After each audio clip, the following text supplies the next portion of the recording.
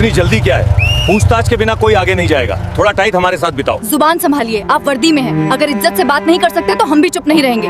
गांव से दूर सुनसान हाईवे पर धूल उड़ती हुई हवा चल रही थी। शाम धीरे धीरे ढल रही थी और आसमान हल्का नारंगी हो चुका था। उसी रास्ते पर 3 लड़कियां तेज रफ्तार से एक बुलेट बाइक पर आगे बढ़ रही थीं। उनके चेहरों पर थकान थी, लेकिन आंखों में चमक भी थी। 2 साल बाद उन्हें छुट्टी मिली थी। यार, आज तो मजा आ जाएगा, पीछे बैठी लड़की ने हंसते हुए कहा। रिया की शादी में ऐसा डांस करेंगे कि सब देखते रह जाएंगे। दूसरी बोली, पहले घर पहुंच लें, मां को गले लगाना है, फिर शादी में धूम मचाएंगे। तीसरी, जो बाइक चला रही थी, हल्की मुस्कान के साथ बोली, सब होगा, लेकिन पहले समय पर पहुंचना जरूरी है। तीनों के बीच दोस्ती सिर्फ शब्द नहीं थी, वो भरोसा थी। उन्हें नहीं पता था कि कुछ ही मिनटों में उनका सामना ऐसे लोगों से होगा जो वर्दी पहनकर भी इंसानियत भूल चुके थे। उसी हाईवे के किनारे थोड़ी दूरी पर एक पुलिस जीप खड़ी थी। कुछ पुलिस वाले शराब पीते हुए हंस रहे थे। उनके बीच में खड़ा इंस्पेक्टर अहंकार से भरा हुआ बोला, आज कुछ बड़ा फंसना चाहिए, छोटा मोटा काम नहीं चलेगा। एक हवलदार ने धीरे से कहा, सर ध्यान से, कहीं मामला बिगड़ गया तो मुश्किल हो सकती है। इंस्पेक्टर हंसा, तू अभी बच्चा है, यहां कानून नहीं मेरा हुक्म चलता है। उनकी नजर अचानक दूर आती बाइक पर पड़ी। आ गया आज का शिकार। कुछ सेकंड बाद, ओए गाड़ी रोक, तेज आवाज गूंजी। बाइक रुक गई। तीनों लड़कियां शांत थीं। इंस्पेक्टर धीरे धीरे उनके पास आया, उन्हें घूरते हुए बोला, इतनी जल्दी क्या है? पूछताछ के बिना कोई आगे नहीं जाएगा। पहली लड़की ने शांत स्वर में कहा, सर हम कहीं भाग नहीं रहे, जो पूछना है पूछिए। लेकिन इंस्पेक्टर की नजरें गलत इरादे साफ कर रही थीं। अरे इतनी भी क्या जल्दी है, थोड़ा टाइम हमारे साथ बिताओ। तीनों के चेहरे सख्त हो गए। दूसरी लड़की ने तीखे लहजे में कहा, जुबान संभालिए, आप वर्दी में हैं। इंस्पेक्टर हंस पड़ा, वर्दी में हूं इसलिए तो बोल रहा हूं। तीसरी लड़की आगे बढ़ी, अगर इज्जत से बात नहीं कर सकते तो हम भी चुप नहीं रहेंगे। माहौल अचानक बदल गया। हवलदार बेचैन हो गया, सर रहने दीजिए। लेकिन इंस्पेक्टर अब रुकने वाला नहीं था। हवलदार, इन्हें पकड़ो। पुलिस वाले आगे बढ़े। तीनों लड़कियां वहीं खड़ी रहीं, ना डर ना घबराहट, बस एक अजीब सा आत्मविश्वास। पहली लड़की ने धीरे से कहा, अब इसे सबक सिखाना ही पड़ेगा। दूसरी बोली, वरना यह रोज किसी न किसी को परेशान करेगा।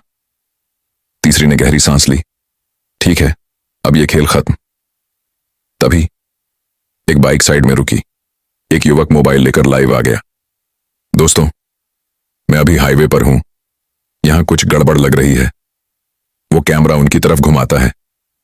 यहां पुलिस कुछ लड़कियों को जबरदस्ती पकड़ रही है। इंस्पेक्टर भड़क गया, फोन बंद कर, पकड़ो इसे भी। युवक बोला, कैमरा तोड़ने से सच नहीं बदलेगा, सब रिकॉर्ड हो चुका है। कुछ ही मिनटों में वीडियो वायरल हो गया। लाखों लोग देख रहे थे। सोशल मीडिया पर गुस्सा फूट पड़ा। यह कैसा कानून है? वर्दी का गलत इस्तेमाल। उधर इंस्पेक्टर का फोन बजा। उसका चेहरा बदल गया। जी सर। दूसरी तरफ से तेज आवाज आई, तुझे पता है तू किसे रोक रहा है? इंस्पेक्टर चुप। वो तीनों आर्मी ऑफिसर हैं। उसके हाथ कांप गए। ये सुनते ही पूरा माहौल बदल गया। जिस इंस्पेक्टर की आवाज अभी तक गूंज रही थी, वही अब धीरे धीरे घुटनों पर बैठ गया। मुझे माफ कर दीजिए, लेकिन कहानी यहीं खत्म नहीं होती। असल बदलाव अभी बाकी था। इंस्पेक्टर के घुटनों पर गिरते ही माहौल पूरी तरह बदल चुका था। कुछ मिनट पहले तक जिस आदमी की आवाज में घमंड और दबदबा था, अब उसी की आवाज कांप रही थी। मैडम, मुझसे गलती हो गई, प्लीज मुझे माफ कर दीजिए। तीनों लड़कियां शांत खड़ी थीं। उनके चेहरे पर ना गुस्सा था ना खुशी, बस एक सख्त स्थिरता। पहली लड़की ने धीमे लेकिन स्पष्ट शब्दों में कहा, गलती? ये सिर्फ गलती नहीं थी, ये सोच थी, और सोच ही सबसे बड़ा अपराध होती है। इंस्पेक्टर सिर झुकाए खड़ा रहा। दूसरी लड़की आगे बढ़ी, अगर आज यहां हम नहीं होते तो क्या होता? सोचिए। उसके पास कोई जवाब नहीं था। उधर लाइव वीडियो अब लाखों लोगों तक पहुंच चुका था। लोग कमेंट कर रहे थे, ऐसे लोगों की वर्दी छीन लेनी चाहिए। ये पुलिस है या गुंडे? इन लड़कियों को न्याय मिलना चाहिए। कुछ ही देर में न्यूज चैनलों ने भी इस खबर को उठा लिया। ब्रेकिंग न्यूज, हाईवे पर पुलिस की दबंगई का वीडियो वायरल। 3 युवतियों के साथ बदसलूकी, पूरा देश गुस्से में। लाइव रिकॉर्डिंग कर रहा युवक अब भी वहीं खड़ा था। उसने कैमरा लड़कियों की तरफ घुमाया। मैडम, पूरा देश जानना चाहता है, आप आखिर हैं कौन? तीनों ने एक दूसरे की तरफ देखा। फिर पहली लड़की ने एक कदम आगे बढ़ाया। उसकी आवाज में गर्व था। हम भारतीय सेना की अधिकारी हैं। एक पल के लिए जैसे समय थम गया। कैमरा पकड़ने वाले के हाथ कांप गए। Army officer? दूसरी लड़की ने आगे कहा। हम छुट्टी पर अपने गांव जा रहे थे, लेकिन हमने वर्दी का नाम नहीं लिया। तीसरी बोली, क्योंकि हम देखना चाहते थे कि बिना पहचान के इस देश में आम नागरिक को कितना सम्मान मिलता है। यह शब्द सिर्फ वहां खड़े लोगों के लिए नहीं थे, बल्कि उन लाखों लोगों के लिए थे जो लाइव देख रहे थे। सोशल मीडिया पर कमेंट्स और तेजी से आने लगे। सैल्यूट है, यही असली हीरो हैं। इन्होंने सही किया पहचान छुपाकर। इंस्पेक्टर अब पूरी तरह टूट चुका था। मैडम, मुझे एक मौका दे दीजिए, मैं आगे से ऐसा नहीं करूंगा। पहली लड़की ने उसकी तरफ देखा। मौका तो हर उस इंसान को चाहिए जो रोज यहां से गुजरता है। दूसरी ने कहा, जो डर के मारे आवाज नहीं उठाता। तीसरी ने सख्ती से कहा, और आज हम उसी आवाज के लिए खड़े हैं। तभी दूर से गाड़ियों की आवाज आई। सरकारी गाड़ियां तेजी से मौके पर पहुंची। डीएम और सीनियर अधिकारी उतरते ही सीधे इंस्पेक्टर की तरफ बढ़े। तुम्हें अंदाजा है तुमने क्या किया है? इंस्पेक्टर चुप। तुमने सिर्फ इनका नहीं, पूरे विभाग का नाम खराब किया है। डीएम ने तुरंत आदेश दिया। इंस्पेक्टर को तुरंत सस्पेंड किया जाता है और इसके खिलाफ सख्त कानूनी कार्रवाई होगी। हवलदार, जो पहले डरा हुआ था, अब आगे आया। उसने कांपते हाथों से इंस्पेक्टर को हथकड़ी पहनाई। वही इंस्पेक्टर जो कुछ देर पहले दूसरों को धमका रहा था, अब खुद कानून के सामने खड़ा था। कैमरा सब रिकॉर्ड कर रहा था। लाइव वीडियो देख रहे लोग अब राहत महसूस कर रहे थे। आखिर न्याय मिला। सिस्टम अभी जिंदा है। डीएम ने तीनों अधिकारियों की तरफ मुड़कर कहा, हमें आपसे माफी चाहिए। जो हुआ वो बेहद शर्मनाक है। पहली लड़की ने शांत स्वर में कहा, हमें आपसे कोई व्यक्तिगत शिकायत नहीं है। दूसरी बोली, हम सिर्फ इतना चाहते हैं कि आम नागरिक को भी वही सम्मान मिले। तीसरी ने जोड़ते हुए कहा, जो किसी पद या वर्दी वाले को मिलता है। डीएम ने सिर झुका दिया। मैं वादा करता हूं, आज के बाद इस इलाके में किसी निर्दोष के साथ ऐसा नहीं होगा। लेकिन पहली लड़की ने तुरंत कहा, हमें वादा नहीं, बदलाव चाहिए। ये शब्द सीधे दिल में उतरने वाले थे। थोड़ी देर के लिए वहां सन्नाटा छा गया। फिर दूसरी लड़की ने धीरे से कहा, सम्मान मांगने से नहीं मिलता, व्यवहार से कमाया जाता है।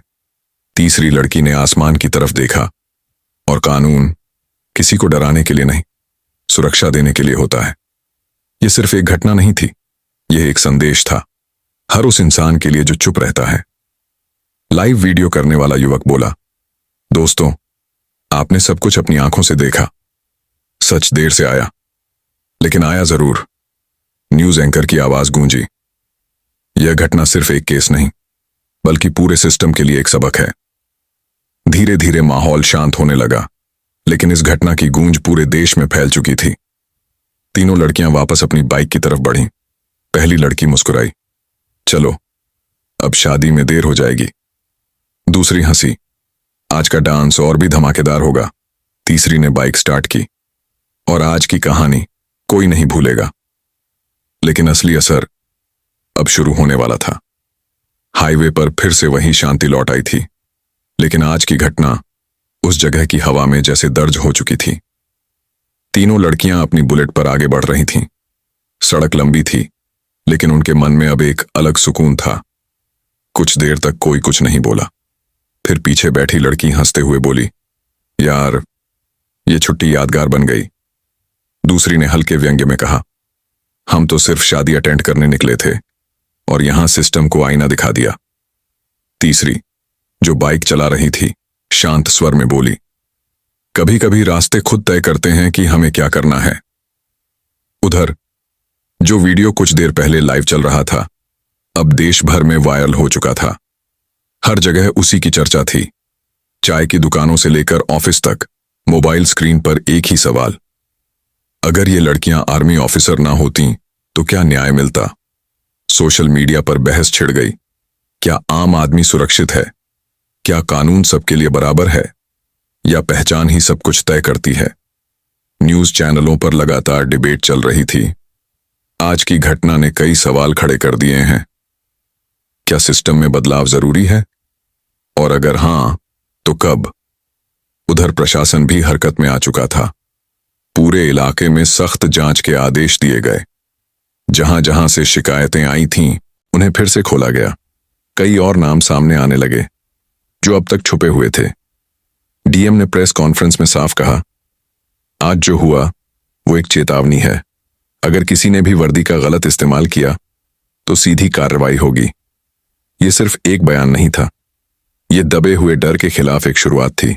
उधर वही हवलदार जो पहले चुप था अब बयान दे रहा था, मैं डर गया था, लेकिन आज समझ आया चुप रहना भी गलती होती है। उसकी बात सुनकर कई और पुलिसकर्मियों ने भी हिम्मत दिखाई। कुछ ने अपने ही विभाग के खिलाफ गवाही दी।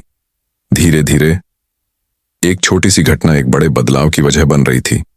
इधर तीनों लड़कियां आखिरकार अपने गांव पहुंच गईं।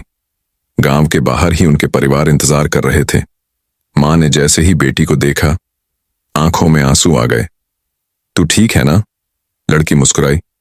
हाँ मां, मैं बिल्कुल ठीक हूं। वो गले मिली और उस पल में जैसे सारी थकान खत्म हो गई। दूसरी लड़की के पिता बोले, हमें तुम पर गर्व है। तीसरी के भाई ने हंसते हुए कहा, दीदी आज तो आप लोग हीरो बन गए। लेकिन तीनों ने एक दूसरे की तरफ देखा और हल्के से मुस्कुरा दी। उन्हें पता था उन्होंने जो किया वो हीरो बनने के लिए नहीं था, बल्कि सही के लिए खड़े होने के लिए था। शाम होते होते पूरा गांव शादी के रंग में डूब गया। ढोल बजने लगे, लाइट्स चमकने लगीं और तीनों लड़कियां भी उसी भीड़ का हिस्सा बन गईं। डांस फ्लोर पर पहली लड़की बोली, आज कोई टेंशन नहीं, सिर्फ मस्ती। दूसरी ने कहा, आज हम सिर्फ दोस्त हैं, कोई ऑफिसर नहीं। तीसरी हंस पड़ी, और आज डांस फ्लोर हिलना चाहिए। तीनों हंसते हुए नाचने लगीं, जैसे कुछ हुआ ही ना हो, लेकिन अंदर से वो और मजबूत हो चुकी थी। उधर टीवी स्क्रीन पर अब भी वही खबर चल रही थी। 3 महिला अधिकारियों ने दिखाई बहादुरी, गलत के खिलाफ खड़े होने का संदेश। एक छोटे बच्चे ने अपने पिता से पूछा, पापा ये दीदी कौन है? पिता ने जवाब दिया, ये वो हैं जो सही के लिए खड़ी होती हैं। बच्चा कुछ देर चुप रहा, फिर बोला, मैं भी बड़ा होकर ऐसा ही बनूंगा। ये सिर्फ एक कहानी नहीं थी, ये प्रेरणा थी, एक सोच थी, एक सवाल था और एक जवाब भी। रात गहराती गई, शादी खत्म होने लगी, लेकिन इस घटना की गूंज अभी भी जिंदा थी। अगले दिन अखबार की हेडलाइन थी, साहस की मिसाल। 3 महिलाओं ने बदली तस्वीर, लेकिन असली हेडलाइन लोगों के दिलों में लिखी जा चुकी थी। चुप रहना अब विकल्प नहीं है। तीनों लड़कियां अगली सुबह फिर तैयार थीं, ड्यूटी पर लौटने के लिए।